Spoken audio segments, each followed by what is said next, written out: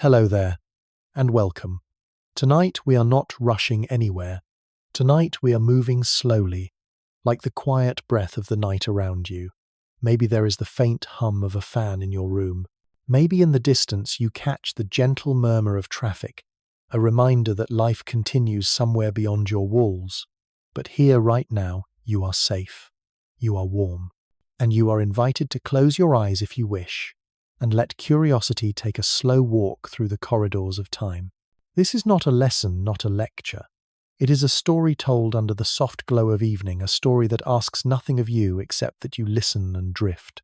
A story that begins with a planet that has existed for billions of years and a question that has haunted poets, scientists, and dreamers alike. If the Earth has lived so long, what are we humans but a brief flicker, a passing shadow on its surface, the Earth? Our Earth has been here for almost 4.5 billion years. That number is so large it feels more like an incantation than a fact. 4.5 billion. When you whisper it, it becomes something vast, something almost impossible to imagine. And yet it is real. Long before we arrived, before cities, before fire, before language, before even the first cell, the Earth was already here, turning, cooling, changing.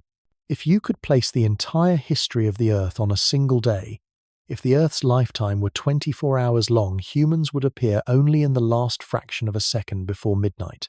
Think of that. 24 hours filled with continents drifting, oceans rising and falling, mountains being born and worn away, creatures emerging from the sea forests, spreading deserts, swallowing glaciers, carving the land. And then, at the very end, in the blink of an eye, us. You and me. Everyone who has ever lived. A whisper before the clock strikes 12. So tonight, I invite you to float in that vastness. Do not be afraid of it. Vastness can be gentle too. Think of the night sky, the way it stretches endlessly, and yet comforts you when you lie beneath it. Think of the ocean, the way it roars, and yet soothes you when you hear its waves in the dark. Deep time is like that. It is huge, incomprehensible, and yet strangely calming, because if the Earth has seen so much, endured so much, then our worries for a moment can rest. Take a slow breath. In, out. Let your shoulders drop. Let your jaw soften. There is nowhere else you need to be. Nothing else you need to do. The Earth is spinning quietly beneath you, as it has done for billions of years. You are being carried gently through the night, the same way continents were carried across oceans long before we knew their names. Close your eyes if you haven't already. Imagine the sound of the Earth turning. Of course, the Earth makes no sound in space, but if it did, perhaps it would be like the deep hum of a cello, low and steady, vibrating through time. Imagine lying in the grass at night, feeling that vibration beneath your back, as if the soil remembers everything that ever happened. Every rainfall, every footprint, every spark of life. And as you rest here in this quiet beginning, know that you are part of this story. Not the whole story, no. Not even most of it, but a part. And sometimes being a part is enough. The oak tree does not need to know the whole forest to stretch its branches. The river does not need to see the sea to keep flowing. And we too do not need to own the Earth's vast past to belong to it. Perhaps you are listening in bed, a blanket pulled close. Perhaps you are in a chair, the dim light of a lamp nearby. Wherever you are, the world outside continues. But in here, within the circle of this story, time has slowed. For the next while, you are allowed to rest in the thought that the Earth has always been here, turning slowly, patiently, and that you are part of its moment. If you like this quiet journey, if it feels like a safe corner where your thoughts can settle, you are welcome to return, to share it, to let others know there is a place where curiosity walks slowly and where questions are left open like windows at night, letting in the cool breeze. But for now, you don't need to do anything. Just breathe. There is a candle flickering in the distance of your mind. Imagine it. Its flame is steady golden, casting soft shadows on the walls of a stone room. The room is silent except for your breath. That flame is Earth itself, burning quietly for billions of years through storms, through extinctions, through ice and fire. And you, for this moment, are sitting beside it watching. Listen to your own heartbeat. It has a rhythm, a gentle drum that keeps you here now. The earth too has its rhythm. The rhythm of seasons, the rhythm of tides, the rhythm of tectonic plates slowly invisibly shifting. One is fast, one is slow. Both are beautiful. And when you are ready, let your mind drift back to that first question. If the earth has lived for billions of years, and we are only here for a breath, what does that mean? Does it make us small, or does it make us precious? After all, a shooting star lasts only a second, but no one doubts its beauty. A cherry blossom falls within days, and yet whole festivals are held for its brief bloom. Perhaps our brevity is not our weakness. Perhaps it is our gift. The night deepens around you. Shadows grow softer. Your breath is slower now. You are no longer trying to imagine the billions of years. You are simply resting in them like a pebble on the shore of an ancient ocean. The waves are still moving. The earth is still turning, and you are safe. So let this be the beginning of the journey, a gentle beginning. A reminder that you are not the center of the story, but a note in its music, a spark in its fire, a ripple in its endless sea. And sometimes that is all one needs to fall asleep with peace in their heart. Good night. What if? It is a simple phrase, but it carries the weight of entire worlds. What if is how stories begin. What if is how science dares to ask. And tonight, it is how we allow ourselves to wander. What if the earth, this vast sphere of rock and water, this cradle of forests and oceans and clouds, does not revolve around us? Not just in the astronomical sense. We know already that the earth circles the sun. I mean, in the deeper sense. What if the earth story is not about us at all? Imagine this: for billions of years, the earth turned. It rained. It thundered. Volcanoes spewed fire into skies no human eye had ever seen. Rivers carved valleys no human foot had ever crossed. Creatures strange and unimaginable filled the oceans. Entire lineages of life bloomed, thrived, and disappeared. And for all of this, there was no one to write it down. No witness. No storyteller. Just the earth, dreaming its own slow dreams. And then us, a species that arrived in the last breath of the planet's long life, carrying language, memory, and curiosity. We look back and we ask questions. We ask where we came from. We ask why we are here. We ask what it means to last only a moment compared to the mountain ranges, compared to the oceans, compared to the stars. Could it be that we are not the center, but the pause? Not the meaning, but a fleeting note in a much longer song that is the central question of this night. Not to be solved like a riddle, not to be answered with a single truth, but to be lived with, to be carried gently like a stone in your pocket, smooth from years of touch. If the earth has existed for billions of years, and if humans are only here for a blink, then what is our place? Are we insignificant shadows passing across the surface, or are we luminous precisely because we are brief? Close your eyes and imagine a timeline. Stretch it across the dark. At the far left is a glowing ember, the earth just born molten and wild. Slide your finger slowly to the right. Oceans forming continents, shifting early life, shimmering in shallow seas. Keep sliding forests, rising creatures crawling, the thunder of dinosaurs, the hush of extinctions, the silence of ice. And then at the far edge, almost invisible, the mark of humankind. A thin line, delicate as a hair. That is us. Does it frighten you, or does it comfort you? To know that we are small, that the earth does not depend on us, that the planet has sung its song long before we arrived, and will continue long after. Perhaps it is both. Take a slow breath. Let the question settle. There is no need to chase an answer yet. Tonight, we are not racing toward conclusions.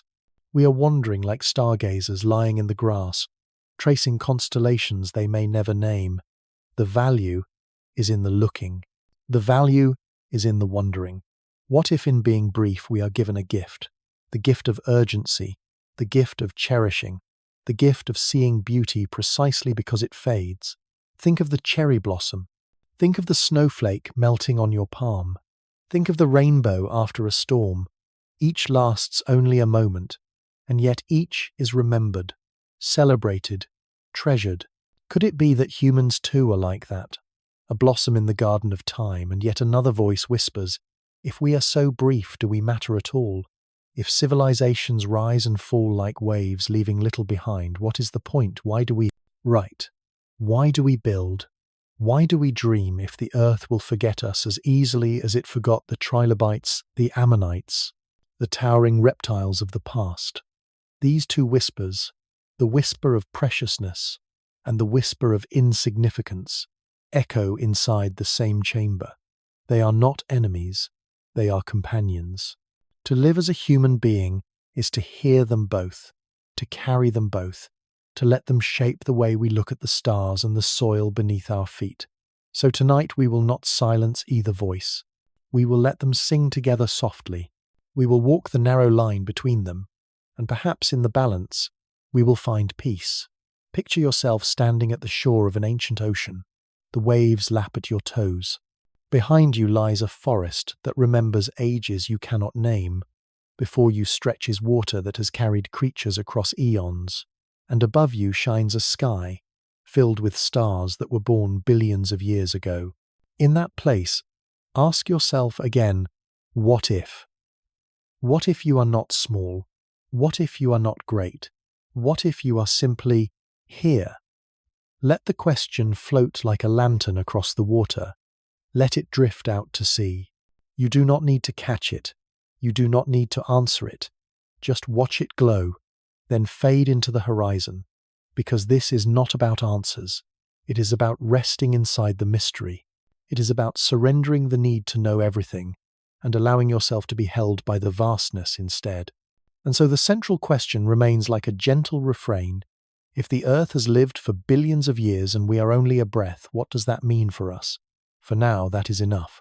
To hold the question, to breathe with it, to let it guide us into the deeper chambers of time where myth and science, philosophy and dream all converge. Good night. And let the question linger in your heart, like the low hum of the earth itself. It's a simple question, but take a moment to notice. Maybe you are lying in bed, the blanket tucked close your pillow, cradling your head.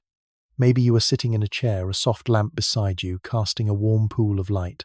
Or perhaps you are stretched out on a couch, the quiet of the night pressing gently against your windows. Wherever you are, let yourself feel the space around you. Notice the temperature of the air. Notice the way your body rests on the surface beneath it. Notice how your breath moves in and out without effort. You don't need to change anything. You don't need to do anything. Simply being here is enough. The earth outside is vast, carrying mountains, forests, and oceans. But in this moment, your world is smaller, gentler, a room, a chair, a bed, and that is all you need. As you listen, I invite you to find a comfortable position. Maybe shift slightly, adjust the blanket, or let your shoulders sink a little deeper.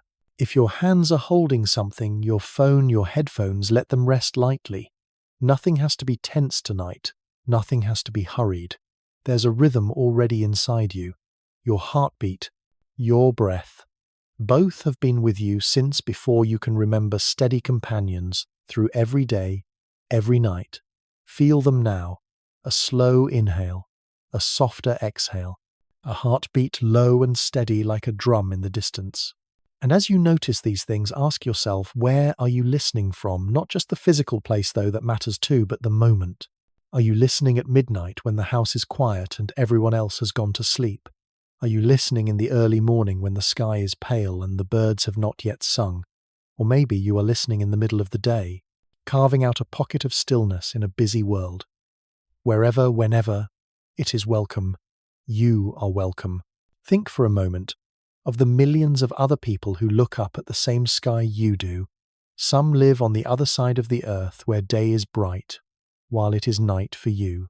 Some live closer, their clocks ticking in rhythm with yours, and each one of them in their own quiet moment feels the same heartbeat, the same breath, the same longing for rest. You are not alone in this.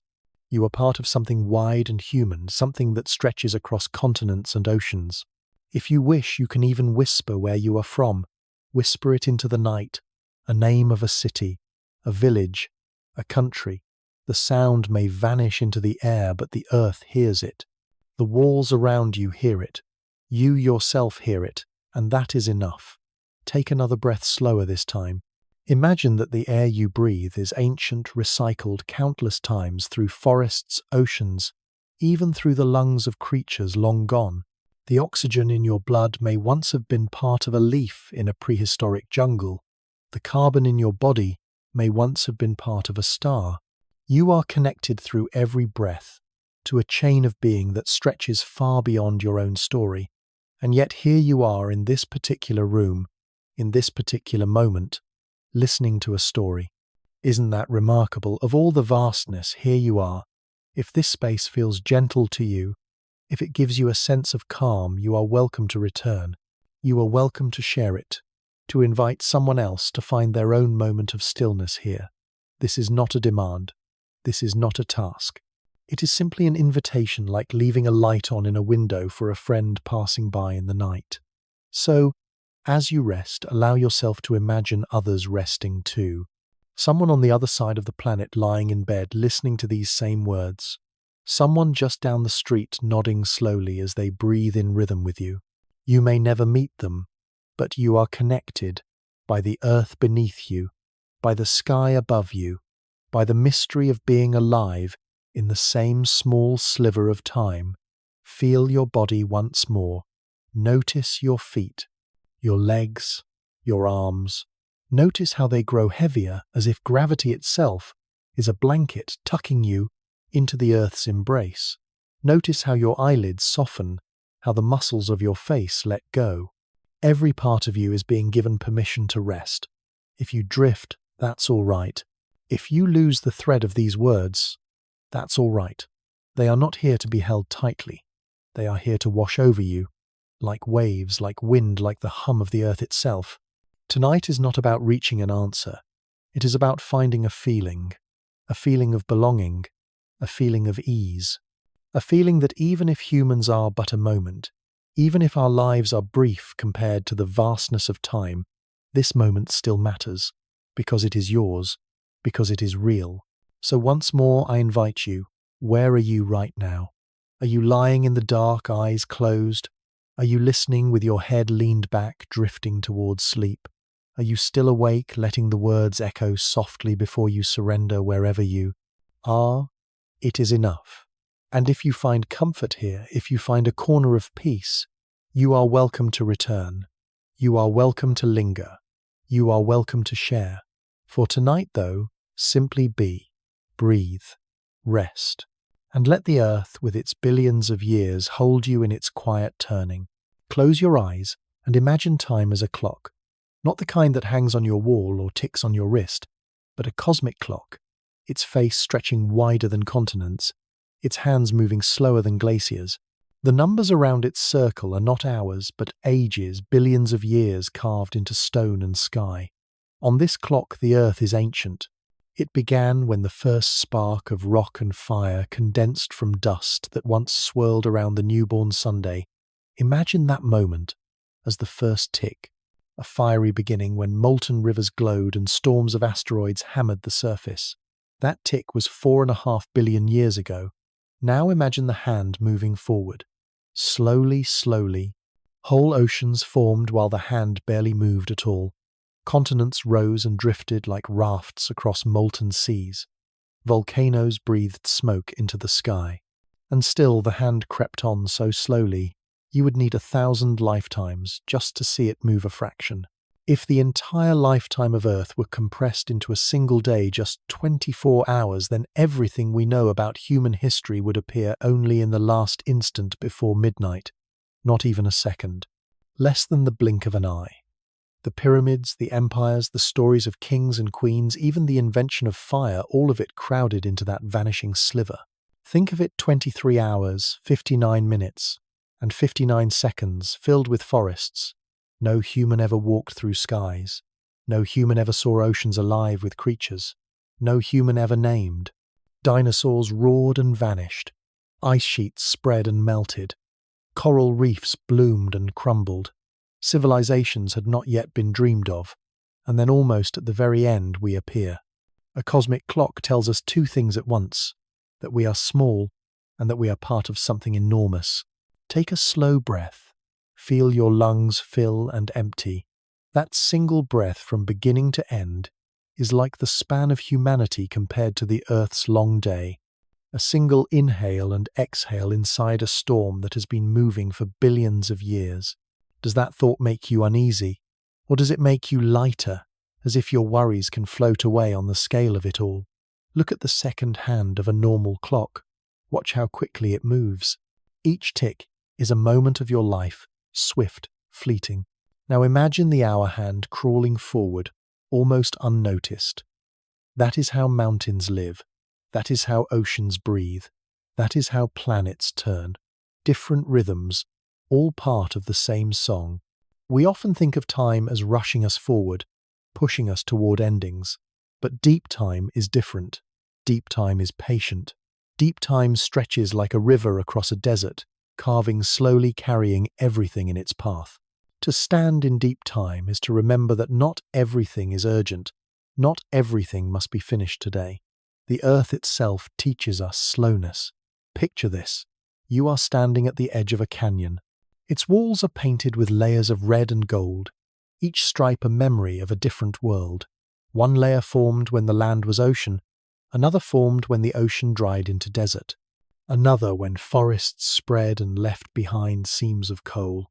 You run your hand along the rock and you are touching millions of years at once. That is the clock made visible. That is deep time etched in stone. Now, shift the image.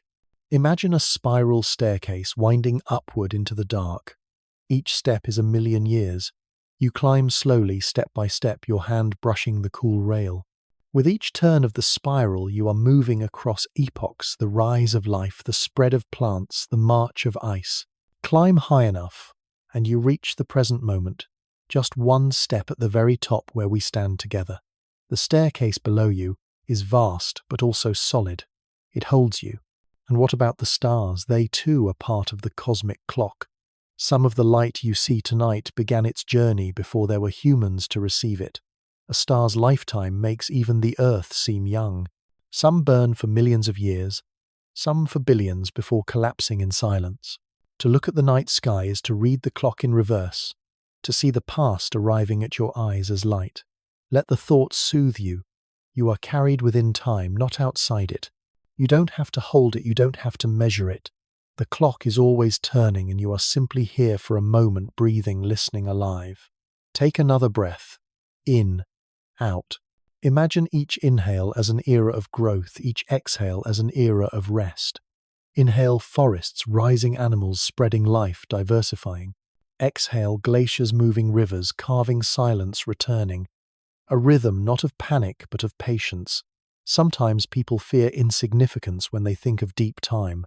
But what if insignificance is not the lesson? What if the lesson is belonging? You belong to this vast clock.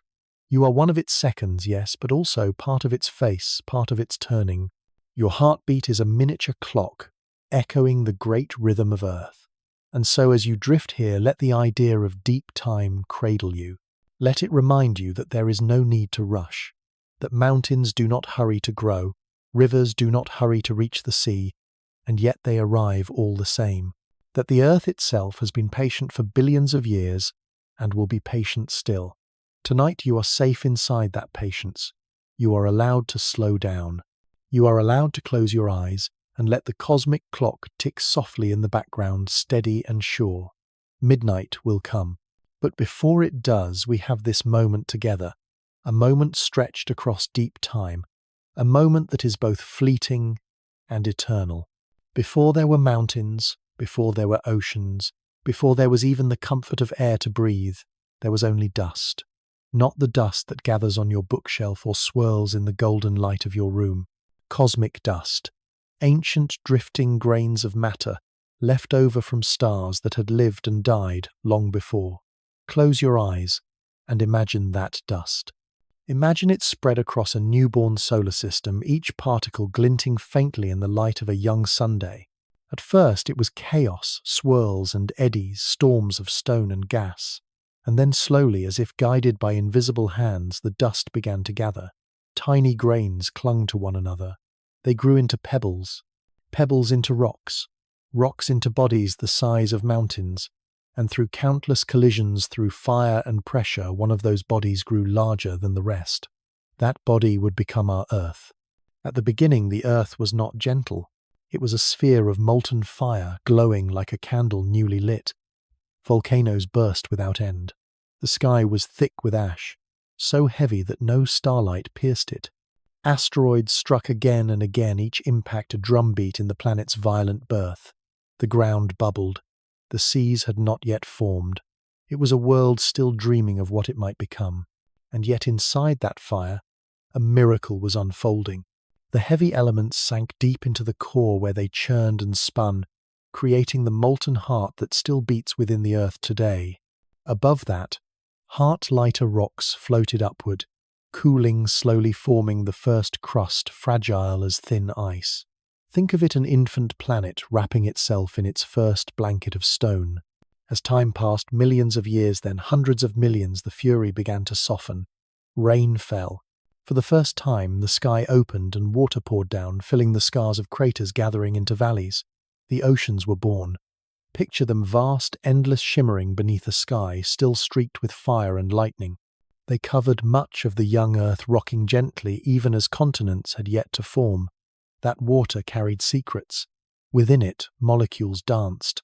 Carbon met oxygen, hydrogen met nitrogen, and from their endless swirling came the first whispers of life.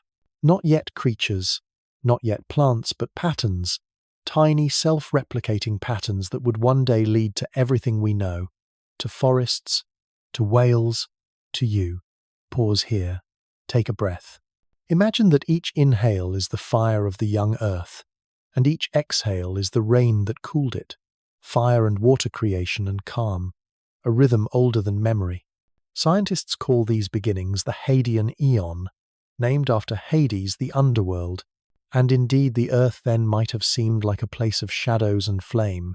But even in that underworld, the seeds of paradise were hidden. The very chaos that seemed destructive was also the crucible of life. Think of a blacksmith hammering iron. Each strike seems violent, but the blows shape the metal, give it form, give it strength. The early earth was like that. Each collision, each eruption, each storm of lightning forged the conditions for what would come. And yet no human eye ever saw it. No witness stood on those shores of lava. The story comes to us through rocks, through the memory of minerals, through whispers carried in crystals older than any tree or bone. When geologists study them, they are not just measuring, they are listening like archaeologists of time to a story that the earth itself still tells. Perhaps you feel small when you think of this. But remember, the atoms in your body were there. The iron in your blood was forged in stars before Earth was born. The calcium in your bones was shaped in those same collisions. You are not separate from this fiery beginning, you are its continuation. So when you touch your hand to your chest and feel the warmth of your skin, know that it is the warmth of ancient fire carried across billions of years. When you breathe, know that the oxygen was first freed by oceans long ago, when the world was still young. You are made of the earth's first dreams. Take another breath. Let that thought settle like ash falling quietly on cooling ground. And now imagine the sky clearing, the first blue stretching across the horizon, the sun shining more gently, oceans shimmering under light that had once been obscured, continents slowly drifting like rafts of stone. The earth, once so violent, now beginning to settle into rhythms, tides, winds, seasons. The planet was ready for life to emerge. It had taken billions of years to prepare the stage, to gather the dust, to temper the fire, to summon the rain. And in that vast patience, something tender began the first spark of biology. Small, fragile, and yet unstoppable. This is the foundation of our story, not just of humans, but of everything. The forests, the rivers, the animals, the whispers of breath in your chest, they all trace back to those ancient collisions, that cosmic dust, that molten fire. So when you feel the ground beneath you, remember that it is old, older than mountains, older than rivers, older than memory, and yet it holds you gently like a parent holds a child. Tonight, as you drift deeper into rest, let the image of that young earth cradle you. a sphere of fire cooled by rain, a world learning to breathe, a planet preparing across vast ages for the moment when life would arrive, for the moment eventually when you would arrive. And as the cosmic clock ticks softly in the background, remember this: you are not just living on the earth, you are the earth listening to itself. Long before science gave us the story of dust and fire, of oceans and molecules, people looked to the sky and the earth around them and told another kind of story. They asked, where did the world come from? And in the silence between stars, they answered with myth. Let's wander through a few of those ancient stories softly, like walking through a gallery at night where each painting glows under its own quiet light. In Greece, poets once sang of Gaia, the great Earth Mother. She emerged from the void out of nothingness itself and stretched wide to form the ground beneath every step. From her came the sky, Uranus, arching above her like a canopy. Together they birthed mountains, rivers, and creatures, filling the empty silence with shape and song. To the Greeks, the earth was not just a planet. She was a person, a mother, alive, and fertile her body, the very landscape they lived upon. Far to the north, the Norse people told of a giant named Ymir. In the beginning, there was only a great yawning emptiness. From the clash of fire and ice, Ymir was born. He was enormous, and when he died, the gods used his body to build the world. His flesh became soil, his bones became mountains, his blood became seas, and his skull became the sky. To them, the earth was crafted from sacrifice, from the transformation of something vast into something habitable. Travel east to China, and you find the myth of Pangu. He was said to have emerged from a cosmic egg carrying an axe. He split the darkness from the light, separating heaven and earth. For 18,000 years he grew taller, pushing sky and land apart, until his body itself dissolved into creation. His breath became the wind, his voice, the thunder, his hair, the stars, his tears, the rivers. Even his fleas, it was said, became animals upon the land. Across oceans, the Haudenosaunee people of North America told of Sky Woman who fell from the heavens into a world of endless water. She was carried by animals upon their backs, until a turtle offered his shell as a place for her to land. She scattered seeds, and from her hands grew plants and trees. Turtle Island, as the land was called, became the home of all people. In this story, creation was not fire or violence, but kindness, cooperation, the shared effort of creatures to welcome life. And in West Africa, among the Yoruba, there is the story of Obatala, who descended from the sky with a shell filled with sand and a chicken. He poured the sand onto the endless waters, and the chicken scratched and spread it, creating land. Slowly hills and valleys formed, and the first humans followed. Here the earth was not born in a single instant, but patiently shaped grain by grain, gesture by gesture. Each of these myths is different, yet all are alike in one way. They remind us that people have always needed a story to hold the vastness. When the earth seemed too immense, too mysterious, myth gave it a face, a body, a voice. Pause for a moment. Let yourself feel what it means that so many cultures across continents and centuries dreamed of the same thing: beginnings. They longed to understand where the ground beneath their feet came from and why the sky arched above them. They filled the silence with images of mothers, giants, eggs, animals, gods. Of course, we know now that these are myths. They are not science. They are poetry symbols, metaphors. But in those metaphors is a kind of truth, not factual, but emotional. The truth that creation is not only about matter, but about meaning. That the earth is not only something we live on, but something we belong to, something we come from. Think of the image of Gaia, the Earth Mother. What does it whisper? That the ground itself can nurture, that we are children of the soil, connected to every root and stone. Or think of Sky Woman held gently by animals planting seeds upon Turtle's back. What does that suggest? That cooperation, kindness, and balance are woven into the very fabric of existence. Even the violent myths, like Ymir or Pangu, carry their lessons. They remind us that creation often comes through transformation, that endings become beginnings, that even destruction can shape a world. Take a slow breath. Inhale the fire of Ymir, the breath of Pangu, the patience of Obatala. Exhale and feel the earth beneath you, steady, ancient, carrying all these stories at once. What is striking is how these myths echo the science we now know, though in different language. The Greeks spoke of Gaia, rising from the void. Does that not resemble the image of Earth emerging from cosmic dust? The Norse spoke of fire and ice, colliding much like the violent forces of the early solar system. The Haudenosaunee spoke of seeds carried by Sky Woman, much as scientists speak of molecules carried by comets or lightning strikes into primordial oceans. Different tongues, different symbols, but always the same longing to understand. And so myth and science are not enemies. They are companions. One speaks in metaphor, the other in measurement. One sings, the other calculates.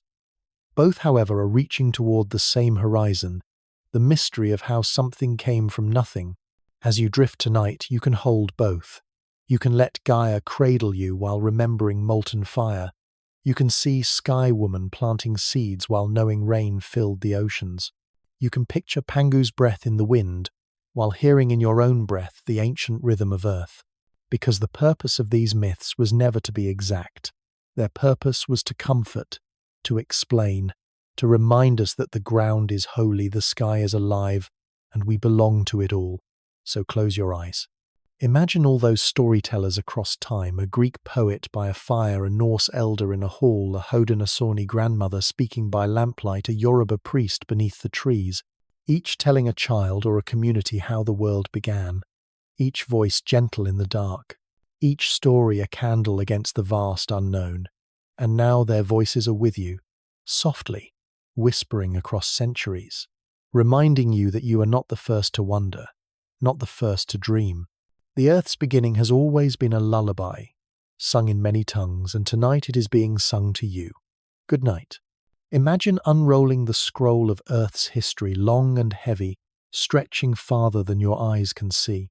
On that scroll are painted whole worlds, forests, seas, deserts, creatures strange and magnificent, that rose and faded long before we arrived. Tonight, let us walk slowly through some of those eras, as if wandering through a vast museum whose halls are carved from stone and silence. The first hall is the Cambrian, some 540 million years ago. Step inside, and you find yourself underwater. The sea is shallow, but alive in ways you have never seen. Creatures scuttle across the ocean floor armored in shells. Others drift like translucent lanterns pulsing gently with light. Trilobites march in armies across the sand, their segmented bodies gleaming. Strange animals with no modern name glide past mouths ringed with spines, eyes like beads of crystal. This was the Cambrian explosion, when life seemed to awaken with sudden creativity, filling the seas with new forms. For millions of years, these creatures thrived, each tiny movement part of a new choreography of existence. Take a slow breath here. Imagine water pressing cool against your skin. Imagine sunlight flickering down through waves. The world was nothing but ocean then, and it was enough. Now walk forward into the next hall. The Devonian, the age of fishes, some 400 million years ago. Oceans were thick with armored swimmers, jaws evolving sharp and strong. On the shores, something extraordinary was happening. The first plants grew tall, lifting green fronds toward the sky. Small forests began to appear, casting shadows on the ground. And from the waters the first amphibians crawled onto land, their limbs uncertain, their lungs newly practiced in breathing air.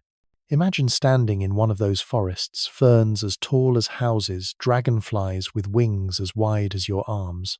The earth was beginning to turn green. And then, the Permian, a harsher hall. About 250 million years ago, the continents were joined in one vast landmass, Pangaea.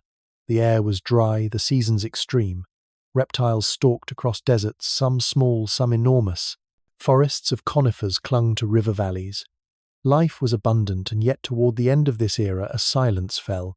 Volcanoes erupted for centuries, filling the sky with ash choking the oceans. More than 90% of species vanished. It was the greatest extinction Earth has ever known, a reminder that the clock can strike not only creation but ending. Pause here. Feel the weight of silence after such loss. Entire forests gone. Entire seas emptied. The earth endured, but the world changed. And then life returned. In the Triassic, small dinosaurs emerged tentative at first. They grew bolder in the Jurassic when the world bloomed green again. Picture vast ferns, towering conifers, valleys where herds of long-necked giants moved slowly like living hills. The air was heavy with the calls of creatures that have no echo today. Imagine sitting at the base of a tree as a brachiosaurus leans its neck across the canopy, or hearing the thunder of wings as the first birds lifted into the sky. Breathe slowly. Let your imagination walk through that forest. The ground trembling beneath enormous footsteps, the air humming with insects, the sky alive with wings. Time flows onward, and you step into the Cretaceous. Flowers bloom for the first time, delicate colours spreading across meadows. Bees appear carrying pollen from petal to petal. The earth grows brighter, more colourful, filled with scents unknown before. Dinosaurs still roam fierce and small, vast and towering, but their reign is nearing its end. And then one night a rock falls from the sky. Fire. Darkness. Another great ending. The dinosaurs vanish, leaving space for something new. And in the quiet, after small mammals emerge. They creep, they climb, they spread. Forests change again.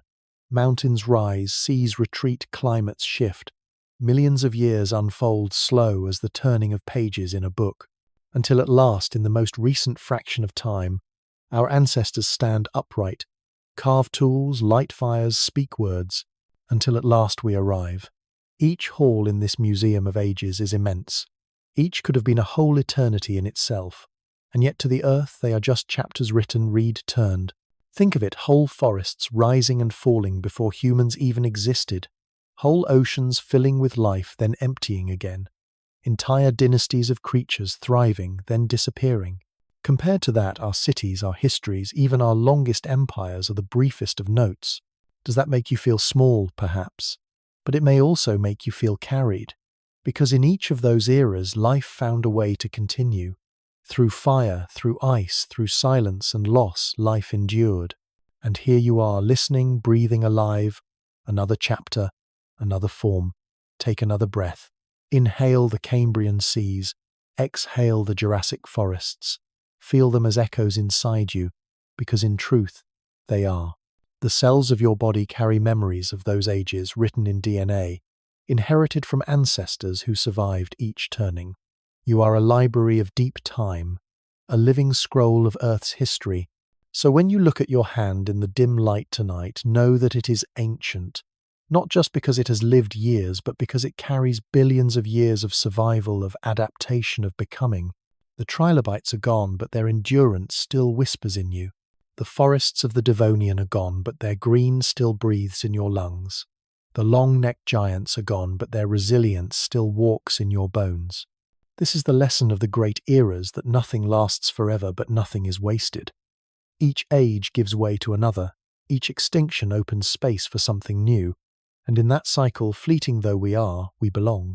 As you drift deeper into rest, let these halls surround you. The oceanic shimmer of Cambrian seas, the towering ferns of the Devonian, the arid winds of the Permian, the thunder of Jurassic forests, the bloom of Cretaceous flowers, all of it flowing behind you like a dream. The scroll of earth is long, but tonight you have walked a little way upon it. Tomorrow the clock will turn again, and you will still be here carried within it, a small but luminous moment in the song of time. Good night. Time. It is the one thing we cannot touch, yet it touches everything. When you close your eyes, you cannot hold time in your hands, but you can feel it flowing through you, heartbeat by heartbeat, breath by breath. Each inhale is a beginning, each exhale is an ending, and between the two a whole world is lived. The Earth's time is vast. It stretches across billions of years. Our time, by comparison, is brief, measured in decades, sometimes in a century if we are lucky. And so we ask, what does it mean to live inside such a difference of scale? Does the shortness of life make it less meaningful, or does it make it more precious? Philosophers across ages have wrestled with these questions. Some saw time as a river always flowing, impossible to step into twice in the same way. Others saw it as a circle repeating endlessly, each life a season returning again. And still others believed time was an arrow once loosed. It flies forward and never comes back. Pause for a moment. Which of these feels true to you? Do you feel your life as a current pulling you onward, or as cycles, sunrises and sunsets, winters and springs that return again and again in the silence of night? Both can feel true. Time pulls us forward. Children grow faces, age stories unfold, and yet time also circles, morning follows, night blossoms return. Each year the moon waxes and wanes, forward and circular arrow and wheel. But always time reminds us of our finiteness. It reminds us that everything we love and everything we are will pass. That thought can sting. It can bring a heaviness to the heart, yet it also opens a door to tenderness. For what is tenderness if not the awareness that something is fragile, fleeting, and therefore must be cherished? Imagine holding a cup of tea in your hands. The warmth will not last forever, but it is precisely because it will cool that you draw it close, sip slowly, savor it. In the same way, life itself is precious because it will not last. Take a slow breath. Let it in. Let it go. That breath is gone now, never to return, and yet in its passing it gave you life. That is the paradox of time. Each moment is lost, the instant it is lived, and yet each moment is the only place where life truly happens. Philosophy of time asks us to live in that paradox, not to escape it, not to fight it, but to rest within it. To know that even as we are small compared to mountains and stars, our experience is vast within itself. Think of a child's laughter. It lasts seconds, but it can echo in memory for a lifetime. Think of a sunset. The sky glows only for a short while, yet it can fill the heart with awe that lingers forever. Small in duration, infinite in meaning. Perhaps this is what it means to be human, to live in smallness, but to seek infinity in feeling. Consider also how time shapes us inwardly. A tree grows rings in silence each year, leaving its mark. We too grow rings, not on our bark, but in our hearts. The joys, the losses, the quiet days, the turning of seasons, they layer within us, shaping who we are. Every wrinkle on a face is not only age, it is history. Every scar is not only injury, it is story. And then there is memory, our way of stretching time. We carry the past within us. We revisit it in dreams, in whispers, in photographs. Memory lets us step back, if not into the same river, then at least into its echo. And through memory we keep those we love alive, even when they are gone. What about the future? It too is a part of philosophy of time. We live in anticipation, in hope, in fear. Tomorrow does not exist yet, but we already feel it.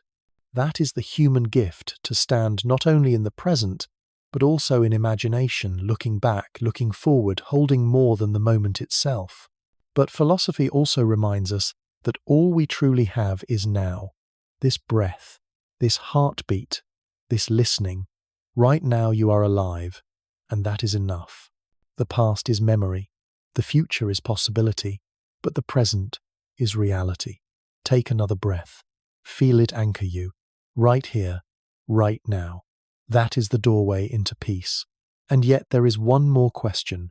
If the earth will continue for billions of years after us, if mountains will rise and fall without remembering our names, then why does our time matter at all? Perhaps because meaning is not given by eternity. Meaning is given by attention, by presence, by love. The mountain does not need to remember you. The ocean does not need to carry your name. It is enough that you lived, that you loved, that you felt the wonder of being here. That is your eternity, written not in stone but in the quiet of the heart. Close your eyes. Imagine time as a candle. Its flame burns small and steady. Eventually it will go out. But while it burns, it gives warmth, it gives light. Is it less beautiful because it ends? Or is it more beautiful because it is finite? The philosophers whisper, do not fear the end. Let it teach you to cherish the middle. And so tonight, let time cradle you. Let it remind you that you are both small and infinite, that you are fleeting and eternal, that you are, in this moment, a spark of consciousness looking out into billions of years, and that is extraordinary. Good night. Where were you the last time you felt completely still? Maybe it was a rainy afternoon when drops slid down the window and tapped against the glass like soft fingers. Maybe it was late at night when the refrigerator hummed in the kitchen steady and low and you lay in bed, listening to it as if it were a lullaby. Maybe it was under the pale light of the moon shadows stretching across your floor, a quiet glow that asked nothing of you but to notice. These moments are small, they are ordinary, and yet they are the places where time feels different. The world continues outside, cars move, clocks tick, storms gather, but in that stillness you feel a pause in which you can breathe without hurry. Close your eyes now if you haven't already. Picture the most ordinary detail in your room: the curve of a chair, the pattern of fabric on a curtain, the faint reflection of light on a wall. Notice how when you pay attention it becomes more than ordinary. It becomes a reminder that you are here, that you are alive, that even the smallest details belong to you in this moment. Sometimes when we think about the Earth's billions of years, we feel distant from it, too small, too brief. But when you sit with a cup of tea, feeling its warmth seep into your palms, you are touching the same Earth. When you breathe and feel the cool air enter your chest, you are breathing the same atmosphere that once cooled ancient forests, that once touched the wings of dinosaurs, that once drifted across oceans no human ever saw. The grand scale is inside the intimate. The cosmic is hidden inside the ordinary. Think about the sound of rain again. Each drop is fleeting, it falls, it vanishes. But together they shape rivers, carve valleys, feed forests. Your own life is like that. A single moment may feel small, but it adds to something vast.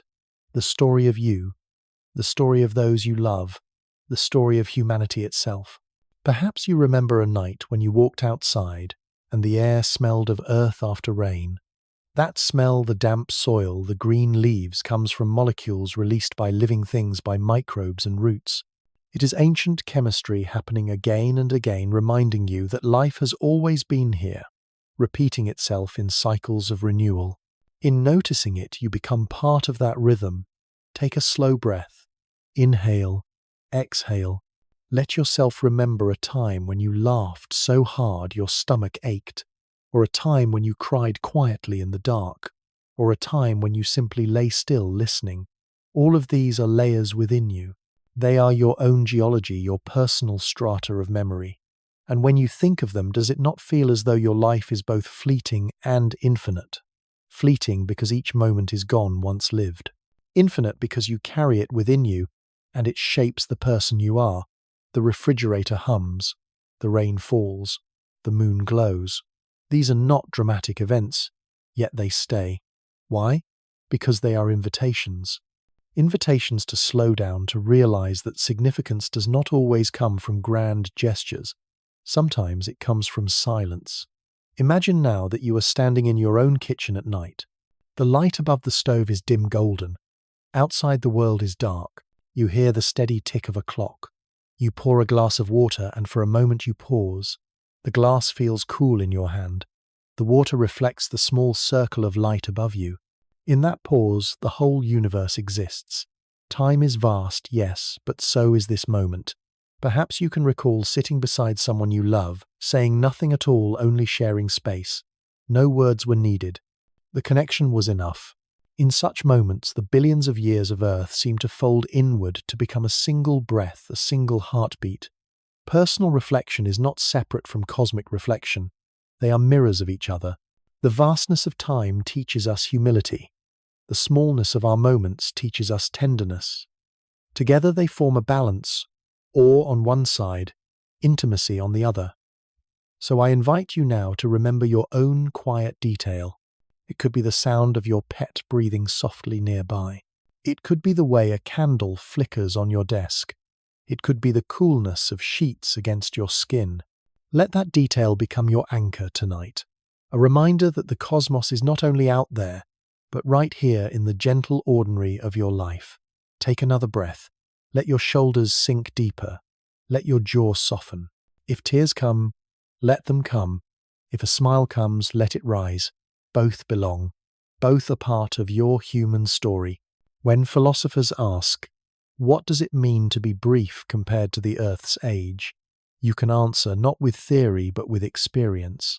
It means holding a memory of rain. It means laughing with a friend. It means resting under the glow of a moon that has watched countless generations. It means being here now noticing, and in noticing you honor time itself. So as you drift further into stillness, let your mind settle on one personal memory that feels both small and infinite. Maybe it's a summer afternoon from childhood. Maybe it's the voice of someone who once sang you to sleep. Maybe it's tonight, this very moment, listening to these words. Hold it gently like a pebble in your hand. Feel its weight. Feel its smoothness. Then let it go. Let it fall into the river of time, knowing it will remain with you, even as it drifts away. Good night. Not everyone is comforted by the thought of deep time. Not everyone feels peace when told that humans are but a flicker in the Earth's long story. Some hear these words and feel unease. Some hear them and feel small in a way that is not gentle but lonely. Perhaps you have felt that too. Perhaps when you hear that the Earth will outlast us by billions of years, your chest tightens. Perhaps when you think of stars burning long before and long after your life, you wonder, what is the point of my days, my struggles, my hopes if they vanish so quickly? It is an honest question. And tonight we must let that voice speak. There is a voice that says, humans are the center. It whispers that without us the world would be meaningless. That it is our eyes that give the sky its beauty, our minds that give the stars their story, our words that give the earth its memory. Without us, who would notice the blossom, the rainbow, the sunset? Without us, would it matter at all? There is another voice that says, if nothing lasts, then nothing matters. Why love, if love will fade? Why build, if buildings will crumble? Why dream, if the dream will dissolve in the silence of centuries? This voice does not speak in anger. It speaks in sorrow, in longing for permanence. And then there is the skeptical voice. Are we not deceiving ourselves? Perhaps we soften the truth with poetry, but the reality is harder. We live, we die, and the earth forgets us. The rocks hold no memory of our laughter, the oceans no record of our tears. To think otherwise may feel like comfort, but not like truth. Let each of these voices be heard. Let them sit beside you in the quiet of night. Imagine them as companions, not enemies. Each voice holds a question you may have asked yourself alone in the dark. Take a breath here. In, out. Let your body soften even as the questions remain. The voice that insists humans are the center may remind you of how natural it is to place yourself at the heart of the story. We see the world through our own eyes, after all. It feels as if the sun rises for us, as if the stars shine for us. That is not arrogance. It is intimacy. It is the closeness of being alive. The voice that wonders whether fleetingness makes life meaningless is also understandable. Permanence is something we crave. We want our love to last forever, our names to echo, our works to remain. To know that they may not can hurt, and it is all right to feel that hurt. And the skeptical voice, the one that questions whether we dress up emptiness with metaphor, that voice too deserves its place. For doubt is part of wisdom. Doubt keeps us honest, keeps us searching. Without it, wonder would drift too easily into illusion. So tonight we do not silence these voices. We do not argue them into quiet. Instead, we hold them gently like stones in the palm. Heavy, yes. Rough, perhaps, but real. What if meaning does not need to be permanent? What if meaning is like music, beautiful precisely because it lasts only as long as it is played? A song fades, but while it is heard, it moves us. No one says the song is meaningless because it ends. Could it be the same with our lives? What if the earth does not need to remember us because we are the ones who remember? The rocks may not hold our laughter, but we do. The oceans may not keep our tears, but those who love us do. Meaning, then, is not written in stone. It is written in hearts. And what if being the center is not necessary? The blossom does not need us to bloom. The rainbow does not need us to shine. Yet when we see them, we join their beauty. We are participants, not owners. Witnesses, not rulers. To witness is also to belong. These are not answers meant to silence the doubts. They are companions for the doubts. For every voice of sorrow, there is a voice of tenderness. For every whisper of insignificance, there is a whisper of wonder. Both can exist together side by side like the inhale and the exhale. Close your eyes now. Picture a long table in a quiet hall. Around it sit these voices: hope, fear, doubt, wonder. Each has a place. Each has a candle before it. The candles flicker their light, mingling in the air. None of them burns alone. Together they create the glow that surrounds you. This is what it means to live with questions, to let them share the same room, to understand that doubt is not the opposite of meaning but part of its making. Take another breath. In, out. Notice how your chest rises and falls. Notice how even now you are alive. That simple fact does not erase the doubts, but it grounds them. You are here, and that is enough. So tonight, as you drift towards sleep, allow the voices of doubt to soften. Not because they are wrong, but because they too are part of the human song. In their questions, they honor the mystery. In their unease, they reveal the depth of our longing. And in their presence, we are reminded to wonder is to live. Good night. Close your eyes now. Imagine yourself standing on a shore of sand, so fine it slips like water through your fingers. But this is no ordinary shore. Each grain beneath your feet is not just a speck of rock, it is a fragment of time. Every grain is an age, an era, a story the earth has lived. And tonight, gently, slowly, you will walk across them. The air around you is still. You hear only the hush of waves, soft and steady, as if the ocean itself is breathing with you. Inhale, exhale. The sound matches your rhythm. Above the sky is twilight not bound to any single moment in history. It glows with a soft, endless light, as if it holds all sunsets and dawns at once. Take a step. The sand shifts under you. The first grains are warm, and suddenly you feel the Cambrian seas rise around your ankles. Look down, and the water is alive. Trilobites, scuttling jelly-like creatures, pulsing forms both alien and strangely familiar. You reach out, and one drifts past your hand like a lantern made of glass. The air smells of salt, sharp and clean. You breathe it in, then let it go. Another step. The sand cools. The air thickens with green. Now you are in the Devonian, the age of fishes. Ferns as tall as houses sway beside you. The trunks are damp with moss. Insects buzz their wings, shimmering like stained glass. A dragonfly as wide as your arm glides past, silent, majestic. You place your hand on a tree, and the bark feels wet alive with growth. Somewhere in the distance, you hear the faint croak of an amphibian taking its first breath of air. Walk on. The light grows dimmer, redder. The land stretches wide and dry, the Permian. You feel the heat of sun-baked stone beneath your feet. The air tastes dusty, metallic. Reptiles move across the sand, their tails dragging, leaving trails that vanish in the wind. But then silence, an eerie stillness, as if life itself has paused. You know this is the edge of extinction, the great dying, when most voices of earth fell quiet. You stop for a moment, bow your head, honor the silence. Then you breathe again and move forward. The ground trembles under your next step. A forest rises around you, the Jurassic. Towering trees reach toward the sky and shadows fall across your shoulders. Suddenly, the air vibrates with sound, the bellow of a dinosaur, deep and thunderous. You look up and a long-necked giant stretches across the canopy leaves, rustling as it eats. Birds wheel above their cries sharp. The scent of resin drifts from the trees, sticky and sweet. For a moment you are small in a world immense, yet the immensity feels protective, not threatening. Another step. The air grows fragrant. Flowers bloom across a meadow, the Cretaceous. Color spreads everywhere, yellows, purples, reds. Bees hum lazily among the blossoms. The sunlight is softer here, golden. You reach out and a petal brushes your fingertips, delicate as silk.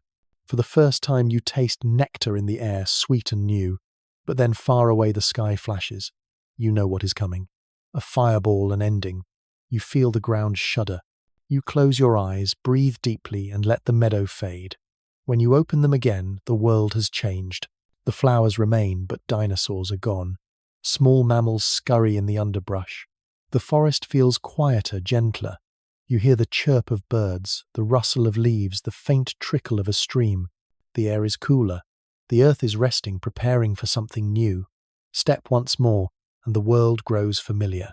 You see grasslands rolling, herds of animals grazing. You see early humans tending fires, shaping tools, painting caves with ochre hands. You hear voices, soft, musical, telling stories to one another. Their language is not yours, but their laughter island. And in that laughter you recognize yourself. Take another breath. The journey has brought you here to the thin sliver of time that is humanity. All those eras beneath your feet, all those grains of sand, billions of years carried you to this moment. You stand now at the edge of midnight, aware of how brief, how luminous your own existence island. But before the journey ends, pause. Feel the sand again under your toes. Each grain is a story. Each grain is a memory. And as you walk, you are not separate from them. You are woven into them. The wind brushes your face. It smells of salt, of moss, of resin, of flowers all at once. Because here in imagination time folds together. Past and present mingle. You are walking not through history, but through memory, through dream, through the earth's own breath. Look up. The sky above is wide, filled with stars. But these stars do not belong to one age. They are all the stars from all the ages shining together. Some long gone, some still burning their light arriving now. A cosmic choir of light. And as you stand beneath them, you realize you are not just walking across time. Time is walking through you. Every cell in your body carries echoes of these eras. The iron in your blood was forged in ancient stars. The water in your veins once flowed in primeval seas. The carbon in your breath once fed forests older than mountains. You are not a visitor to this story. You are part of it. So take one last step slowly. The sand is soft again. The waves return. You are back on the shore where you began. The ocean breathes with you. Inhale, exhale. The journey through ages settles inside you not as knowledge but as calm. You have walked across billions of years, and yet here you are still yourself, still breathing, still alive. Let the image fade now, like the afterglow of a dream. Let the sound of waves soften into silence. Rest in the thought that you belong to every grain of sand, every age, every star. And as you drift towards sleep, know that the earth patient and ancient is walking with you still. Good night. Imagine a stormy night. The sky is black, the air thick with rain, and then suddenly a flash of lightning splits the dark. For a second, the whole world is illuminated. Trees stand sharp against the horizon, every leaf visible, every ripple on water caught in silver light, and then just as quickly the light is gone. Darkness returns. Human existence is that lightning, a brilliant flash in the long storm of Earth's history. Brief, yes, but in that briefness, everything is revealed. Love, sorrow, hope, art, laughter, pain, tenderness. For the span of our flash, the world glows with awareness. Without it, the earth is still beautiful but silent. With it, the earth becomes conscious of itself. Take a breath here. Imagine yourself as that lightning. Brilliant, fleeting, irreplaceable. Does the fact that it ends make it less meaningful, or does it make it precious exactly because it cannot last? Now, let the metaphor shift. Imagine a tapestry stretched wide across the ages, threads woven in endless colors. Some threads are thick, running long like the reign of dinosaurs, lasting hundreds of millions of years. Others are thin, delicate, brief, like the first blossoms of flowers. And then there is the thread of humanity. It does not run long. It is slender, fragile. But when you step back, you see that it gleams bright among the darker hues, weaving connections, bringing contrast, making the whole design shimmer. You are a thread in that tapestry. Your life, your choices, your loves, your memories, they are strands of color that join with others. You do not weave the entire cloth. You could not. But without your thread, the picture would be incomplete. Pause again. Close your eyes.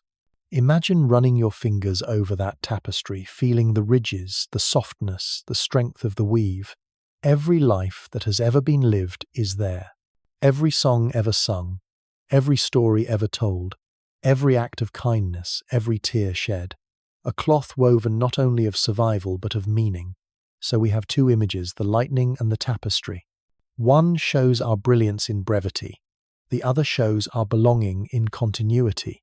At first they may seem opposite, but together they form a truth. The lightning reminds us life is fleeting, so cherish it. The tapestry reminds us life is connected, so trust it. Think back to the flash of lightning. It vanishes quickly, but in that instant you see clearly. Perhaps this is what it means to live, not to last forever, but to see, to notice, to hold beauty in awareness. When you watch a sunset, when you hold a loved one's hand, when you breathe slowly in the dark, you are lightning revealing the world, if only for a second. And think back to the tapestry. It reminds you that you are not alone.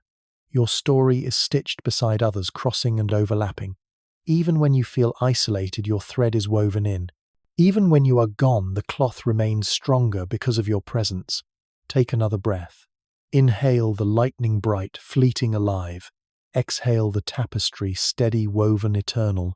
Inhale brilliance. Exhale belonging. Perhaps you have feared that your life is too small, too brief to matter. But does anyone say a lightning flash does not matter because it lasts only a second? Does anyone dismiss a single thread in a carpet because it is thin? Both are part of something larger. Both give meaning to the whole. Look at your hand for a moment. The skin, the lines, the warmth. Think of it as lightning, the brief spark of your existence, the singular glow of your awareness. And then think of it as thread woven from ancestors, from families, from communities connected across centuries. In your hand, both metaphors live at once. This is the beauty of metaphor. It allows us to hold contradictions without breaking. You are fleeting, and you are enduring. You are alone, and you are connected. You are small, and you are vast. Take comfort in this. Let the images settle into you like soft blankets. Let the flash of lightning remind you of the urgency to notice beauty. Let the tapestry remind you that even if you fail, even if you stumble, the cloth holds you. The pattern continues. And tonight, as you rest, let yourself drift between them. One moment, feel the brilliance of lightning across your chest, the thrill of being alive now, here in this instant. The next, feel the steadiness of the tapestry, the long weave of humanity and earth that carries you gently forward. You do not have to choose between them. You can be both. So close your eyes. Imagine the sky. A storm gathers dark and vast. Suddenly light splits it, dazzling, breathtaking. That is you. And when it fades, you step back and see the tapestry stretching across the ages, your thread glimmering among many. That is you too. Brief, belonging, lightning, and thread. Good night. Close your eyes. Imagine just for a moment that humans are gone. Not with fear, not with catastrophe, but with quietness, as if we had stepped softly out of the room, leaving the earth to itself. At first, the cities stand as they are. Streets, empty windows reflecting the morning Sunday. The hum of traffic has stopped. The voices of crowds have faded, but the wind still moves between buildings, whispering through open doors. A day passes, a week, a month. Grass begins to grow in the cracks of sidewalks. Birds roost in the corners of empty train stations. Foxes and deer wander the highways at dawn, pausing to sniff the air, finding no threat. The earth breathes a little deeper. A year passes. Vines climb the sides of glass towers, wrapping them in green. Roots push gently through concrete. Parks spread outward, their boundaries no longer trimmed. Wolves return to valleys. Bears roam along rivers, fishing in waters once fenced by humans. The sky, cleared of smoke, glows a deeper blue. Decades drift by. The roofs of houses sag beneath the weight of rain and snow. Windows shatter, and ivy spills inside. Owls nest in bedrooms. Ferns spread across kitchen floors. In libraries, books crumble into dust pages, curling, ink fading. But the stories, though unread, return quietly to the soil. Take a slow breath. Inhale the scent of rain on stone. Exhale the memory of leaves rustling through open windows. 100 years. Forests grow thick across suburbs. Roots crack through asphalt, lifting it like broken puzzle pieces. Rivers shift their courses, swallowing bridges, carving new channels. Coral reefs flourish without anchors or nets. Whales sing without the thunder of ships to drown them. Night skies blaze with stars sharper and brighter, without artificial light. 1,000 years. Cities are no longer cities. Their skeletons rise like cliffs draped in moss and waterfalls.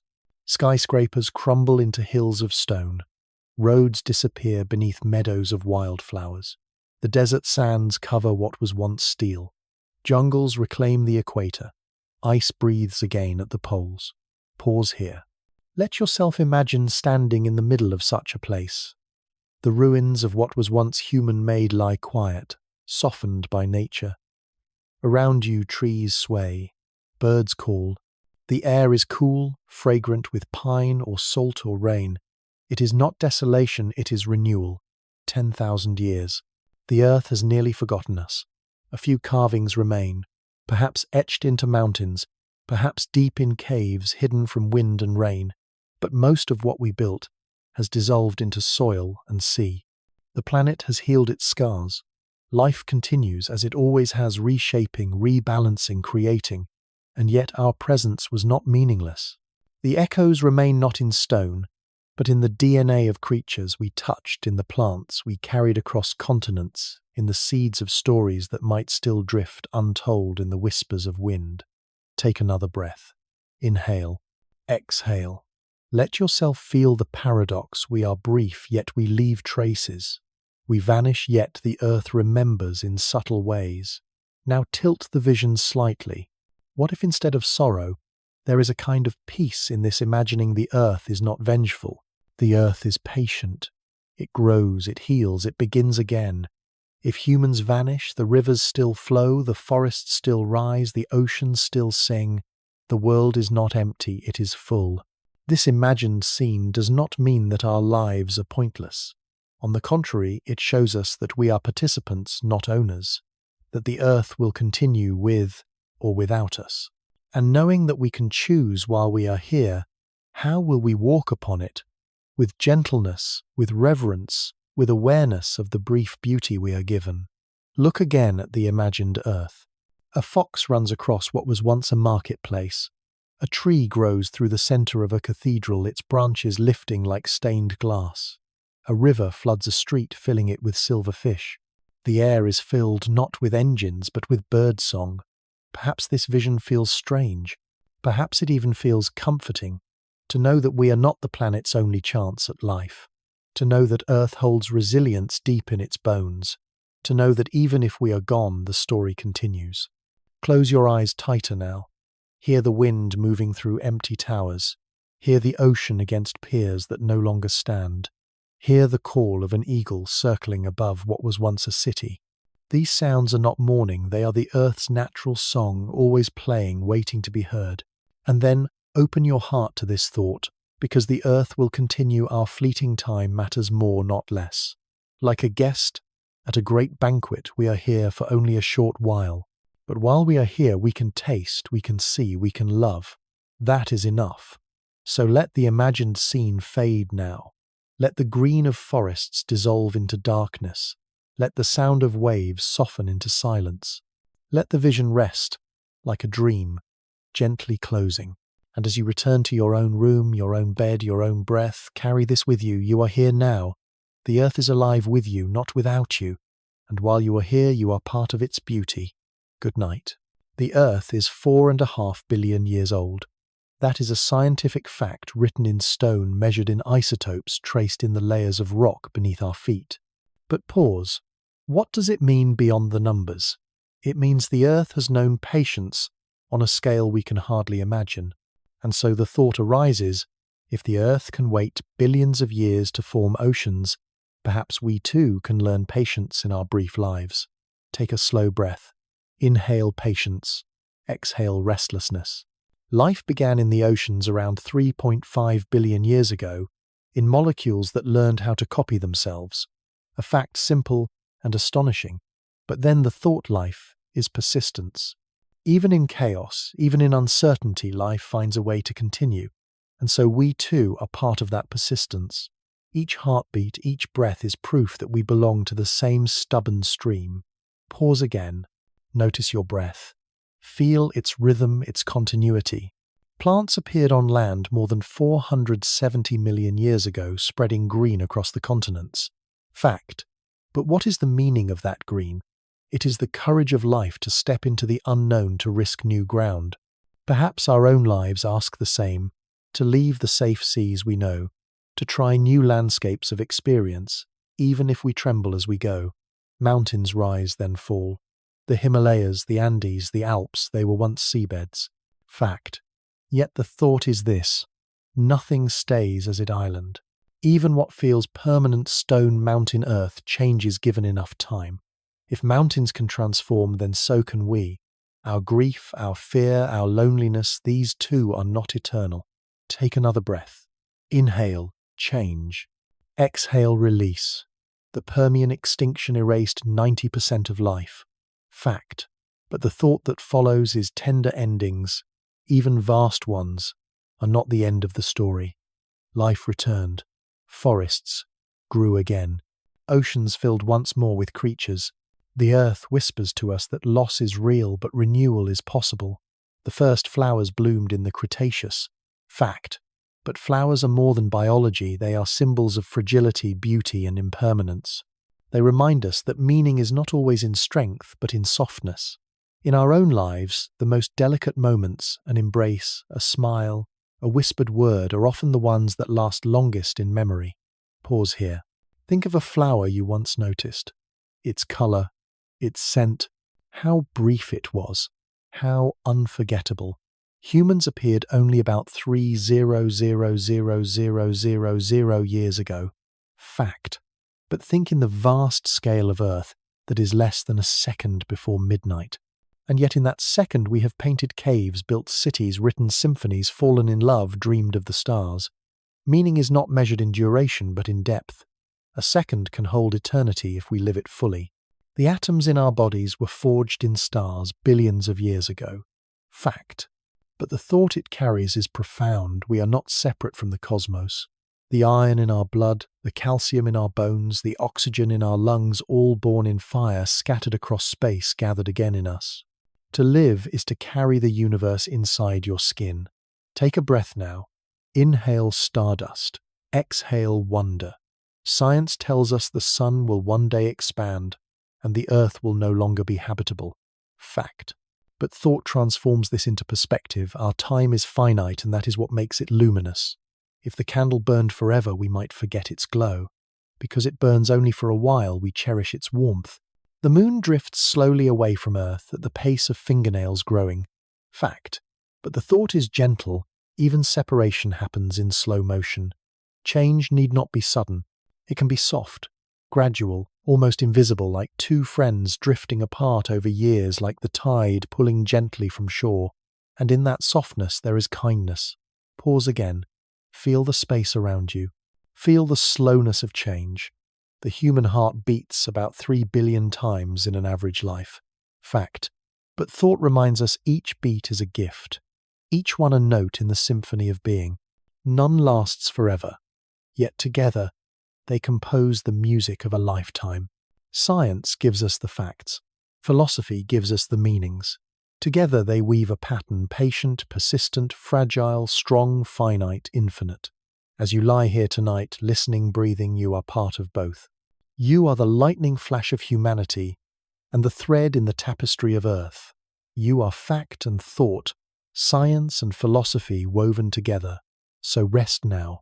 Let facts ground you. Let meaning soften you. And let the rhythm of breath remind you that you are both small and vast, fleeting and eternal all at once. Good night. Let us pause. Not to think, not to reason, just to breathe. The journey so far has taken us across billions of years, through fire and ocean, myth and science, extinction and renewal. The mind has travelled far. Now the body asks for rest. So let us slow the pace. Inhale, gently, as if drawing in not only air but quiet. Feel the coolness touch. Your nostrils spread into your lungs. Expand the chest. Hold it for a moment, like holding a small bird in the palm tender, careful, not tight. Then exhale, slowly, softly, like releasing that bird back into the air. Again, inhale, exhale. Nothing else is needed. Notice how the earth supports you. Beneath the floor, beneath the soil, beneath layers of stone, the planet itself holds your weight. You are not falling, not drifting, you are cradled. Gravity is not a chain. Gravity is an embrace. Let that thought settle. The earth is holding you the way a mother holds a child, steady and certain. Now bring your awareness to your toes. Imagine them sinking into warm sand, each grain adjusting to your shape. Your feet are heavy, grounded, safe. The sand is time itself, billions of years beneath you, carrying you with patience. Move upward. Your legs? Let them soften. Imagine them as roots extending quietly into the soil. Each breath feeds them with stillness. Each exhale anchors them deeper. You are not separate from the ground, you are part of it. Your hands. Open the fingers slightly. Imagine them as petals at dusk, closing gently, ready for night. They do not grasp. They do not hold. They simply rest beautiful in their stillness. Your face. Unclench the jaw. Soften the brow. Let the eyelids grow heavy as if dusted with moonlight. Feel the weight of day leaving you like a cloak sliding from your shoulders. Now notice the rhythm inside you. Your heart. It beats steady, patient. In its quiet drum, you can almost hear the echo of the earth's own rhythm. The tides moving, the winds circling, the slow pull of tectonic plates. You are not separate. You are in tune. Take a deeper breath now. Inhale. Feel the chest widen. Exhale. Feel the body sink. Imagine lying by the ocean. Waves arrive. Reach your toes, then retreat. Arrive, retreat. Each inhale is a wave touching you. Each exhale, a wave returning home. Endless, timeless, patient. Inhale, exhale. The ocean of breath. Now imagine lying in a meadow. Grass bends in the breeze. Each inhale is the wind brushing your cheek. Each exhale is the grass sighing back to stillness. The air is fragrant with soil flowers Sunday. You are part of the meadow's breathing, part of its long exhale into evening. Inhale, exhale. The meadow of breath. Imagine standing in a forest. Pines rise above you, silent, tall. Each inhale is the scent of resin and moss. Each exhale is mist, leaving your lips mingling with the forest air. Birds hush for the night. The earth itself is breathing with you. Inhale, exhale. The forest of breath. You see, breathing is not just biology, it is a mirror. Each breath is creation and release, beginning and ending. The earth does it, the stars do it, you do it. Now let us count together. Inhale on 1, exhale on 2, inhale on 3, exhale on 4, continue to 10. If you lose count, begin again gently without judgment. This is not a test, this is a rhythm. Pause, rest in the silence after the 10th breath. Notice the stillness. Notice how time seems slower now, how the room itself feels softer. If thoughts come, let them drift past like clouds in a vast sky. You do not need to chase them. You do not need to hold them. Watch them pass, then return to the rhythm.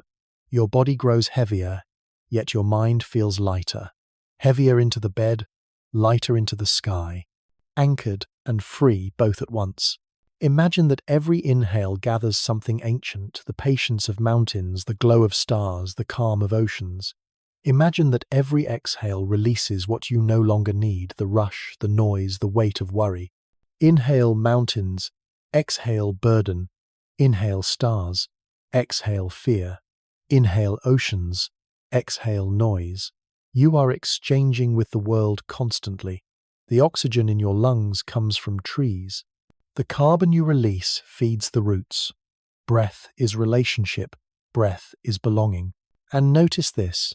The breath you take tonight may one day move through forests, through rivers, through the lungs of another being.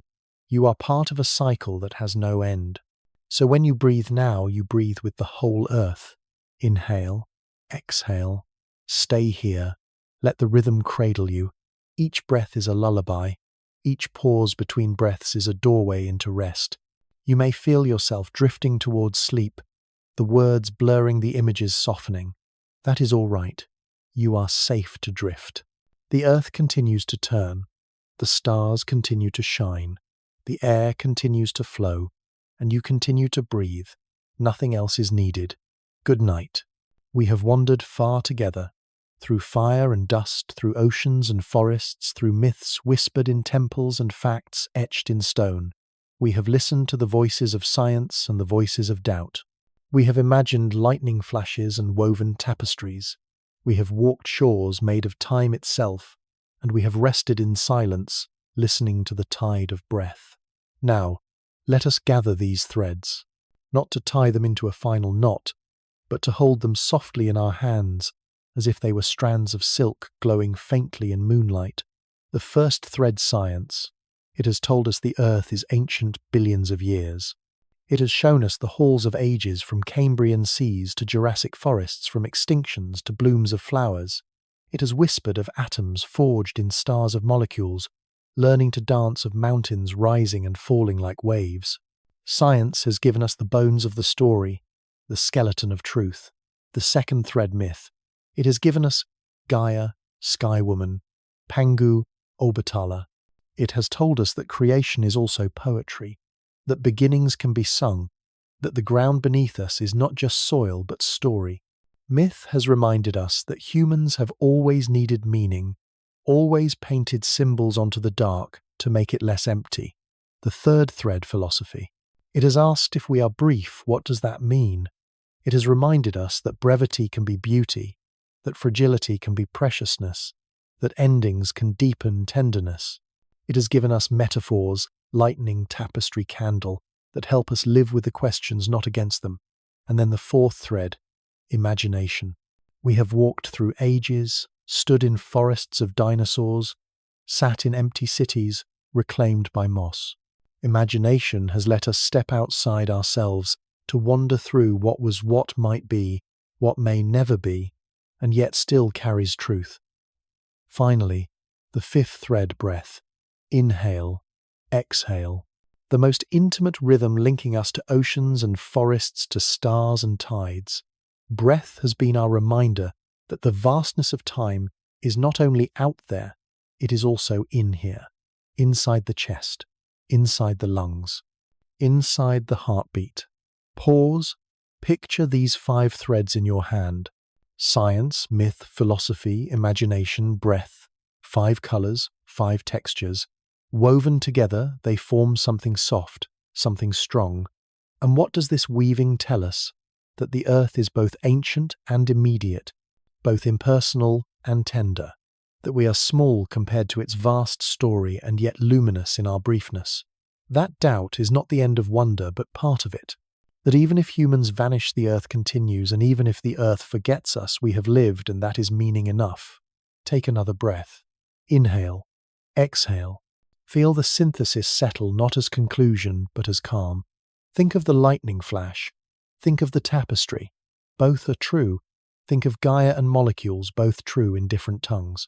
Think of your breath, and the breath of forests, both part of the same rhythm. This is the harmony, science and story, fact and feeling, briefness and eternity. Not one against the other, but side by side, like waves lapping against shore. Perhaps the deepest truth is this: you do not have to choose. You can belong to both. You can live in fact and in poetry. You can honor the billions of years and still cherish the single moment. You can be fleeting and infinite at once. Let that bring you comfort. You are not required to solve the paradox. You are only invited to rest in it. Picture yourself standing at twilight. The horizon glows faintly. In your left hand you hold a stone heavy shaped by time. In your right hand you hold a flower fragile, alive for only a season. Both belong to the earth. Both are real. Both are gifts. So too is your life. Pause again. Listen inward.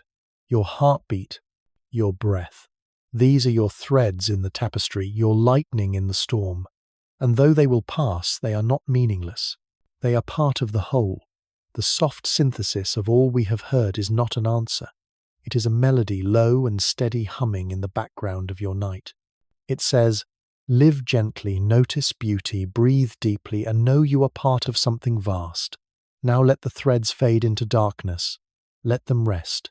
You do not need to hold them tightly. They will remain woven into you. Inhale, exhale, and drift carried by the earth's patience into whatever dream awaits.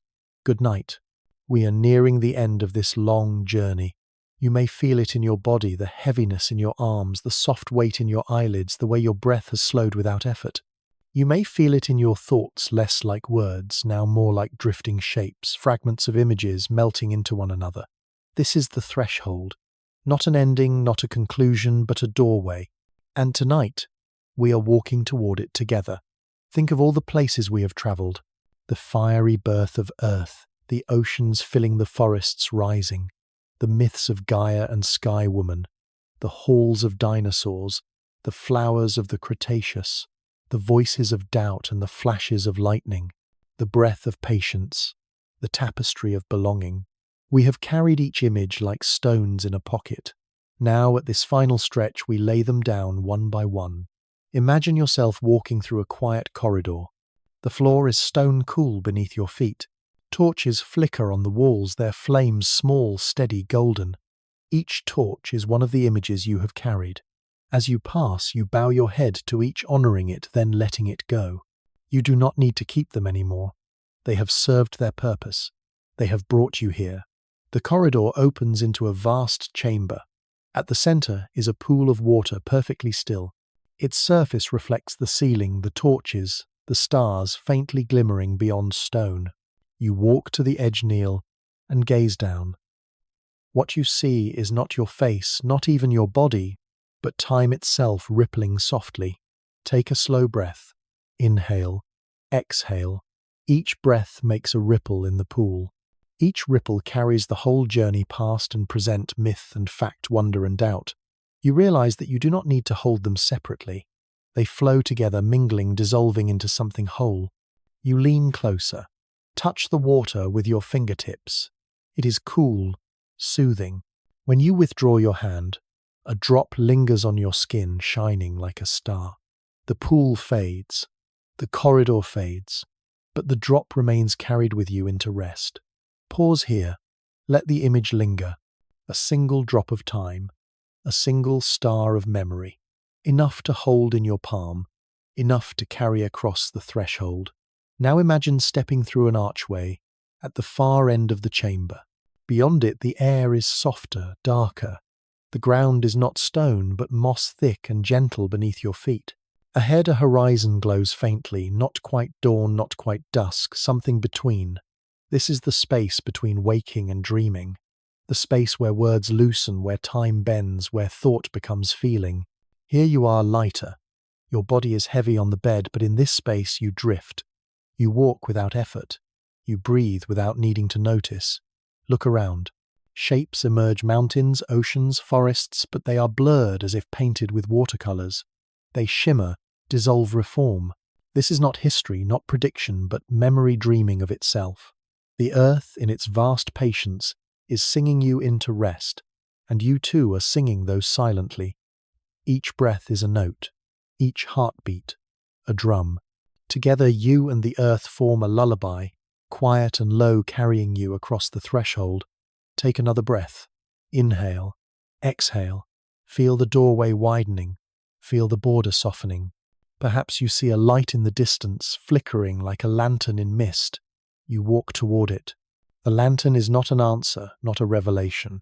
It is simply warmth, a place to pause, a promise that rest is near. As you reach it, you notice how calm your body feels. The tension has melted. The thoughts have slowed. Even the questions that seemed so vast now feel gentle, like pebbles smoothed by rivers. They do not press. They do not weigh. They simply exist, and you accept them. This is the final threshold. Not a closing, but a passing. Not an ending, but a beginning of another kind, the beginning of sleep, of dream, of rest. So stand here for a moment. Feel the lantern glow on your face. Feel the moss beneath your feet. Feel the earth turning slowly beneath you, steady, endless, patient. You are safe in its turning. You are carried. Now let yourself step forward. Cross the threshold. Leave behind the corridor, the pool, the torchlight. Enter the softness beyond. And as you do, remember, you are lightning, you are thread, you are breath, you are story, brief and eternal, fragile and strong. You are part of the earth's music, and tonight the earth is singing you to sleep. Good night. We have walked far, and now the path begins to fade. The torchlight grows dim, the corridor has ended, and you stand once more in silence. A silence that is not empty but full of echoes from the journey. Do you remember the first question we asked together? If the earth has lived for billions of years, and if humanity is only a fleeting breath upon its surface, what does that mean? That question remains. It has travelled with us like a companion. We did not try to defeat it. We did not try to trap it in a single answer. Instead, we carried it like a lantern across the dark. Some voices have whispered that it means we are small, that we are only a flicker in a story too vast to notice us, that the mountains and the seas, the stars and the galaxies are indifferent to our days. Other voices have murmured that it means we are precious. That brevity sharpens beauty the way a blossom is adored, because it falls the way a sunset stuns because it fades. That our impermanence is not a curse, but a gift. Both are true, both are possible, both are part of the mystery. So perhaps the answer is not to choose. Perhaps the answer is to live within the question itself, to breathe it in, to let it settle in your chest like a soft weight, not heavy, not light, but steady. Take a slow breath. Inhale, exhale. As you do, imagine the earth turning beneath you, continents drifting, oceans rising and falling, forests spreading and retreating. You are here for this breath in the middle of it all. What if that is enough? What if the meaning of our briefness is not found in permanence, but in presence? Not in how long we last, but in how deeply we notice. Think of the lightning again. Think of the tapestry. Think of the flower, the candle, the wave. Each lasted only a moment. Each remains in memory forever. Your life too is such a moment. A flash, a thread, a petal, a flame, a wave. Close your eyes and let those images drift. Not to hold them tightly, but to let them circle like leaves in the air. They remind you that meaning does not need to be fixed. It can float. It can shift. It can shimmer. Now imagine yourself standing at the edge of a horizon. The sky before you glows, but you do not know if it is dawn or dusk. Perhaps both. The colours are soft violet, rose gold. You cannot tell whether the day is beginning or ending, and maybe it does not matter. Both are beautiful. Both are thresholds. Both are times of wonder. That is what the question is like. Not an answer, but a horizon. Always there. Always glowing. Pause here. Breathe again. Feel your chest rise. Feel it fall. Let the question live in that rhythm. Inhale smallness. Exhale preciousness. Inhale fleeting. Exhale eternal. Back and forth, like the tide. Do not try to capture it. Let it carry you. And as you rest, know this, you are part of the earth's story, but the earth is also part of yours. When you walk under trees, you carry their breath inside your lungs. When you look at stars, you carry their fire in your blood. When you close your eyes, you carry the memory of oceans older than mountains. The story of Earth is not only outside you, it is within you. So, what does it mean that we are here for such a short while? Perhaps it means nothing. Perhaps it means everything. Perhaps the question itself is the answer, and the act of wondering is what makes us human. Let that thought soothe you, not disturb you. You do not need certainty tonight. You need only the comfort of knowing you belong to the mystery. Now let the horizon fade into darkness. Let the sky close. Let the question dim, not as something solved, but as something resting. Take one last breath with me. Inhale. Exhale. The earth turns. The stars shine. Time flows. And you, brief luminous, are part of it. That is enough. Good night. The journey is almost complete. You have walked with me across billions of years through oceans and forests, myths and questions, breath and silence. And now the path grows softer, narrower, fading into rest. Perhaps your body is heavy now. Your eyelids sink. Your breath is slow. Perhaps you are already half dreaming, drifting between here and elsewhere. That is good. That is welcome. The purpose of this story has never been to fill your mind with facts alone, but to cradle you gently, to remind you that even within vastness you are held. Before we part tonight, let me leave you with a whisper of invitation. If these words have brought you calm, you are welcome to return. This is a place where curiosity moves slowly, where science and myth sit together like old friends, where questions are not solved but cherished. If you would like, you can keep this place close, like a favorite corner of your home, like a quiet bench beneath a tree, and if you wish, you may share it. Perhaps there is someone in your life who longs for rest, who struggles to sleep, who feels small against the weight of days. You can offer them this same path, these same whispers, so that they too may drift into peace. But if you do not share, that is fine. Nothing is required. Rest itself is enough. Take a slow breath now. Inhale. Exhale. Notice how, even as the story fades, your body remains steady, carried by rhythm. You are safe. You are here. If you feel like speaking back, though, only if you wish, you might leave a trace of yourself, a comment, a word, a small note in the air. Where are you listening from? What time of night or day is it? What memory rose as you listened? These small offerings become part of the larger tapestry threads woven with countless others. But even if you remain silent, you are not alone. Across oceans, across time zones, others have listened too. Right now, somewhere another person is breathing in rhythm with you, another heart is slowing beside yours. You are part of a quiet community linked not by noise but by stillness. And if tonight you rest, tomorrow will arrive gently. The sun will rise as it has for billions of years. The earth will turn, carrying you with it. Your breath will meet the morning air, and you will walk again through your own hours, brief and luminous. Remember, you do not need to do everything. You do not need to solve the whole story. You need only to notice, to love, to breathe. That is enough. Pause here. Let these words fade. Let them blur into the background, like waves receding from shore. They do not cling, they release. I am grateful you walked this path with me. Grateful that in this vast night your ears, your mind, your heart rested here for a while. That too is meaning. That too is belonging. So here is my gentle farewell. May you sleep peacefully. May your dreams be soft. May your body be restored. And may you remember when you wake that you are part of something vast, something patient, something beautiful. Good night, and thank you for listening. The story is quiet now. You have travelled across deep time, rested in silence, breathed with oceans, walked among myths, listened to questions without answers. The night has grown soft around you, and perhaps you are already half asleep. But before we part, let me leave you with a whisper, a promise, a doorway left slightly open, because every ending is also a beginning. And though tonight we close this chapter, another waits just beyond the horizon. Imagine yourself standing at the edge of a meadow. Behind you is the long path. We have walked the fiery birth of Earth, the halls of ancient ages, the myths of creation, the quiet of breath. Before you, the horizon glows faintly.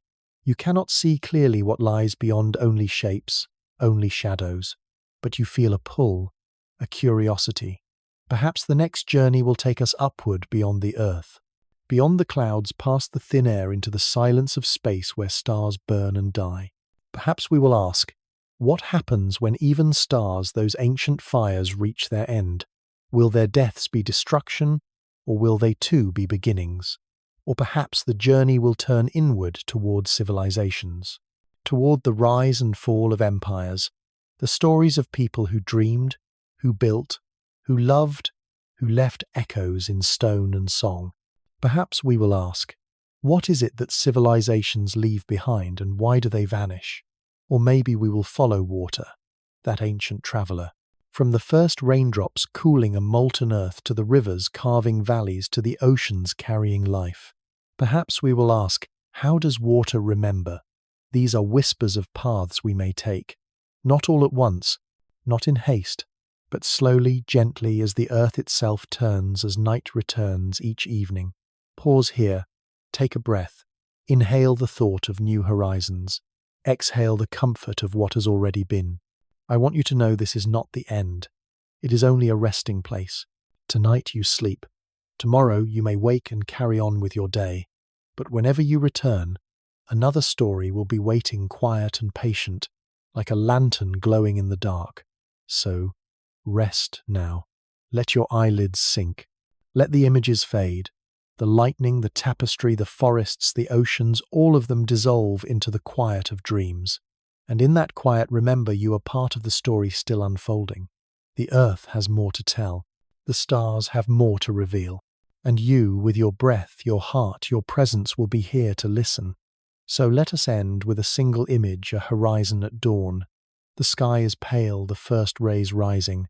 You do not yet know what the day will bring, but you feel its promise. That is where we leave each other tonight, not with answers, but with promise. Good night. Until next time.